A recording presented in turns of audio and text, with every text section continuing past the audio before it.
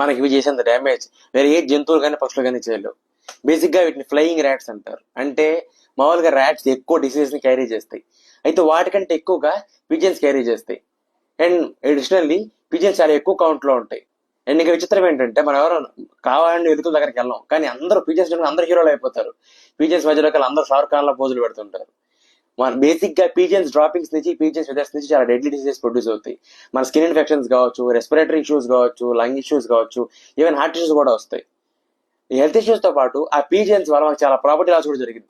Rusting కావచ్చు, డీకలరైజేషన్స్ కావచ్చు, and ఎక్కువ ఉండే ఫ్యాక్టరీస్ ఏరియాస్ లో ఆ రా మెటీరియల్స్ డ్యామేజెస్ కావచ్చు, ఇలా చాలా ఇష్యూస్ జరుగుతాయి.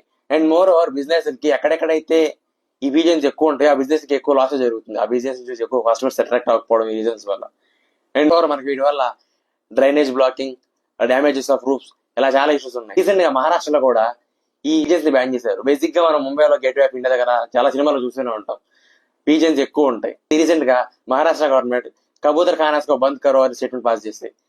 వీటి వల్ల ఎక్కువ వాళ్ళకి హెల్త్ ఇష్యూస్ వస్తున్నాయని, అండ్ మోర్ ఓవర్ అవి చేసిన ప్రాపర్టీ డ్యామేజెస్ వల్ల వాళ్ళకి ఎకనామికల్ గా ఎక్కువ బర్డెన్ అవుతుందని, ఎక్కువ వేడిగా ఉండే ప్రదేశాల్లో ఈ ఏదైతే డ్రాపింగ్స్ నుంచి వచ్చే బ్యాక్టీరియా ఫంగై ఎక్కువ డెవలప్ అవుతాయి. కుదిరితే వాడికి దూరంగా ఉండండి. దీని ఒపీనియన్ ఏంటో కామెంట్ చేయండి. అండ్ వెళ్ళే ఉంది కొంచెం ప్లీజ్ ఫాలో.